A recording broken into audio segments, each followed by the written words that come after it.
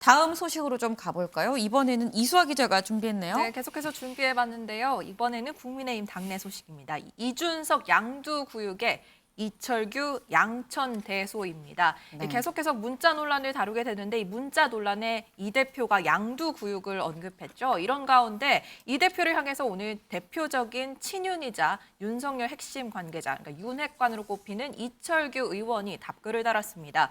보시면 양두구육이라니 지구 떠나겠다는 사람이 아직도 혹세무닌, 그러니까 백성을 속이면서 세상을 어지럽히니 양천대소할 일이다라고 맞받아쳤습니다. 이 대표의 양두구육을 양천대소라는 하늘을 쳐다보고 크게 웃음 짓는다는 사자성어로 맞받아친 건데요. 네. 이 지구를 떠나겠다는 사람이란 표현은 이 대표의 과거 발언을 가져온 건데요.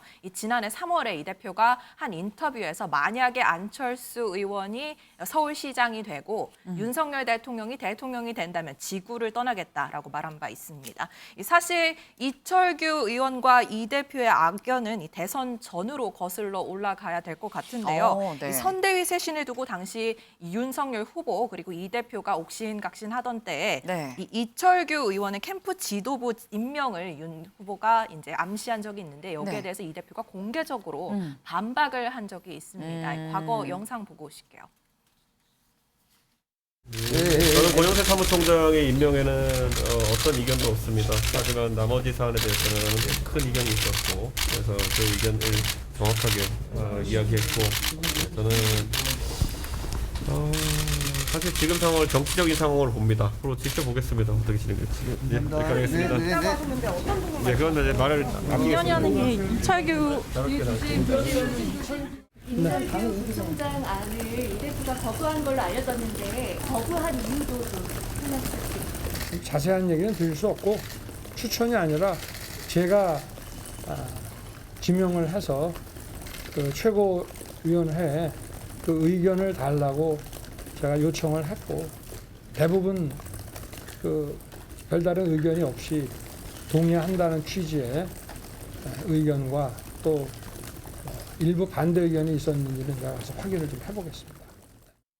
네, 이렇게 이철규 의원의 임명을 둘러싼 이 윤 후보와 이 대표의 갈등은 결국 윤 후보가 당시에 당무 우선권으로 자신의 결정을 강행을 하면서 어느 정도 무마가 되긴 했지만 이철규 의원의 감정이 좋을 리가 없겠죠. 그렇죠. 사실 이 의원뿐만 아니라 다른 윤핵관의 의견들도 조금 궁금해지는 타이밍이긴 한데요. 그렇죠. 이 다른 윤핵관이라고 불리고 있는 장제원 의원도 해당 문자 사태에 짧은 언급을 했습니다. 나도 뉴스를 보는 사람인데 당연히 봤다라고 말하면서도 네. 여기에 대한 의견을 따로 밝히지 않았습니다. 따로 할 말이 없다라면서 입장 표명은 피하는 모습을 보였습니다. 네, 지금 뭐 장제원 의원 일단 말은 아꼈습니다만 어쨌거나 친윤 쪽에서는 지금 양두구육이라는 얘기 좀 부글부글하고 있는 그런 상황으로 보입니다. 근데 또 이준석 대표가 이 본인이 이렇게 공격을 받았는데 가만히 있을 사람이 아닌데요. 네, 이 대표 이철규 의원을 향해서 네. 상대하지 않겠다라고 말하면서도 이 뒤에 반격을 잊지 않았습니다. 네. 그간 고생하셨는데 덜 네. 유명해져서 좀 마음이 조급해지신 것 같다라면서 오늘 국민이 이 지경이 될 때까지 대통령을 잘못 보좌해온 사람을 하나 더 알게 됐다라고 말했습니다. 네, 덜 유명해서 조급한 것 같다.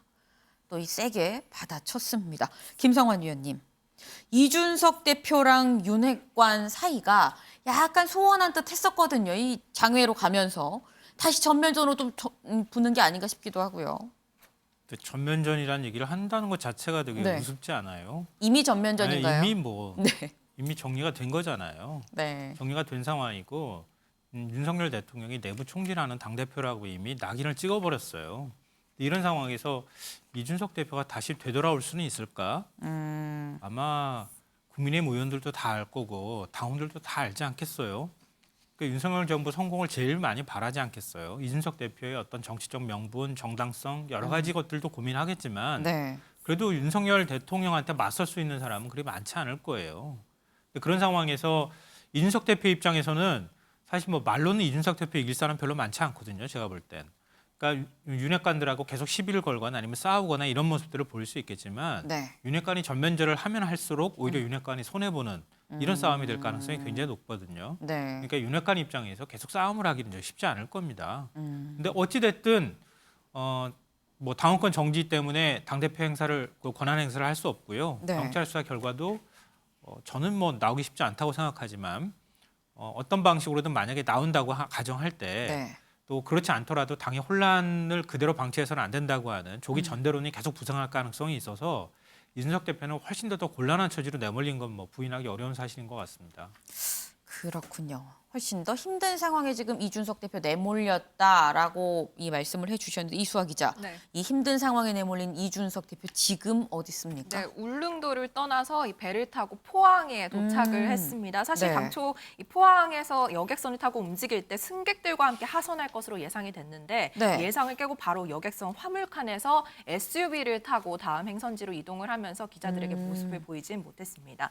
이 배 안에서도 계속 참모와 2인실에 있었다고 하고요. 다른 네. 사람들과 접촉하지 않은 것으로 알려졌는데요. 뭐 시기를 정하진 않았지만 앞으로도 몇 차례 당원 모임을 이어갈 것으로 예상이 되고 있습니다. 특히 장소가 관건일 텐데요. 네. 이준석 측 관계자에 따르면 아무래도 경북 포항에서 내렸잖아요. 네. 그러니까 이 국민의힘의 텃밭이라고 할 수 있는 TK 지역을 조만간 방문할 것이다. 뭐 이런 얘기가 나오고 있습니다. 오, TK, 그러니까 대구 경북으로 갈 것 같다라는 지금 얘기인 건데 또 이 홍준표 대구시장이 이준석 대표한테 우호적인데 또 이 홍 시장을 만나지 않을까 하는 생각이 좀 들기도 합니다. 지금 이 내부 총질 문자 논란이 사실 국민의힘 내에서는 시끌시끌할 수밖에 없죠. 사실 지금 전국적으로 시끌시끌합니다. 아마 근데 여기에 이 민주당, 야당이 이번 논란에 약간 또 등판을 했어요. 네, 이 얘기에 대해서 미리 좀 계획이 있었던 게 아니냐라는 주장이 야당에서 나온 건데요. 조홍천 의원 얘기로 들어보겠습니다. 제가 다른 방송에 나가지고 선거 때 대선 때 이준석은 꼭 손볼 사람이다. 뭐 이미 들은 바 있다라고 말씀드렸는데 그게 사실로 잠깐만, 들은 바 있다라는 건 어떤 말씀이세요? 이준석은 선거 끝나면 네. 반드시 손본다. 네. 언제 들으셨어요? 한참 대선 중에요. 이른바 윤핵관 요쪽으로부터 들으셨던 겁니까? 구체적인 건 좀 그렇지만 뭐 복수입니다. 또 네. 복수고 그게 확인이 된 거고요. 그래서 이번에 이 일로 인해 가지고 국정수행 지지율에 플러스는 안 되고 오히려 마이너스 요인이 될 거가 뭐 확실한 것 같아요. 지금 30대 초반인데 더 빠지면 직대 체제가 안 된다. 비대위로 가자 혹은 조기 전당대회로 가자 뭐 이런 쪽 주장이 힘을 받지 않을까. 네, 그런데 이 민주당뿐만 아니라요. 국민의힘에서도 이번 사태에 대해서 좀 여러 가지 분석이 나오고 있습니다. 네. 하태경 의원 같은 경우에는 일단 윤석열 대통령과 이준석 대표 지금 이혼 위기라고 표현을 하면서요. 네. 되도록이면 좀 잘 풀렸으면 좋겠다 이렇게 언급을 했습니다. 그러면서 윤석열 대통령이 되는 과정에서 네. 이 과거 문재인 전 대통령의 핵심 관계자들과 이렇게 많이 투쟁을 하면서 대통령이 되지 않았냐 이렇게 이야기를 하면서 네. 이번 문자 공개 사태가 이준석 대표에게 그렇게 불리하지만은 않다 이런 의견을 내놓기도 했거든요. 하태경 의원의 이야기 직접 들어보겠습니다.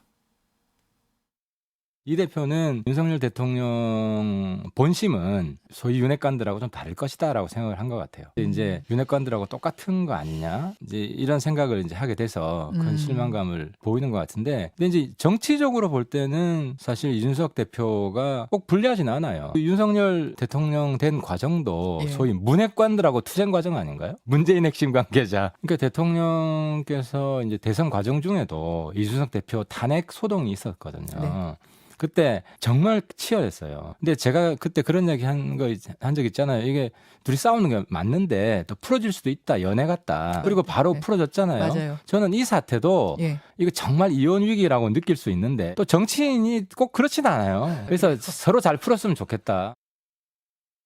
네, 그리고 정치 원로라고 할 수 있는 이 김종인 국민의힘 전 비대위원장 같은 경우에도요. 네. 이 무슨 놈의 집권당이 이렇냐 이런 표현을 써가면서 네. 정권 초반부터 지금 자꾸 이상한 일이 생기면서 국정 운영 이 동력을 잃어가고 있는데 네. 빨리 해법을 찾아야 한다 이런 조언을 남기는 모습이었습니다. 네.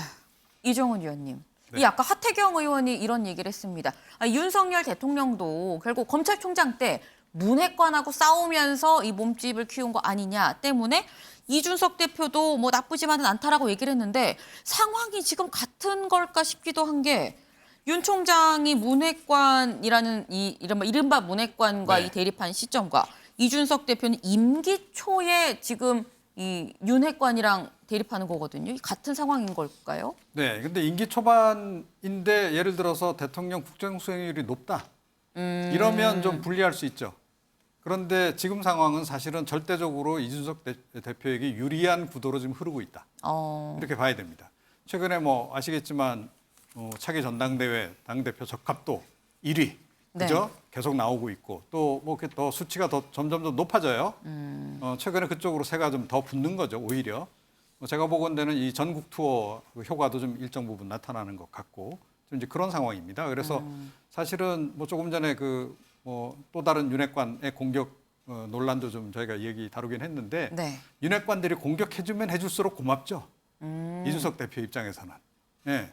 뭐 맞대응할 필요도 없어요, 사실은.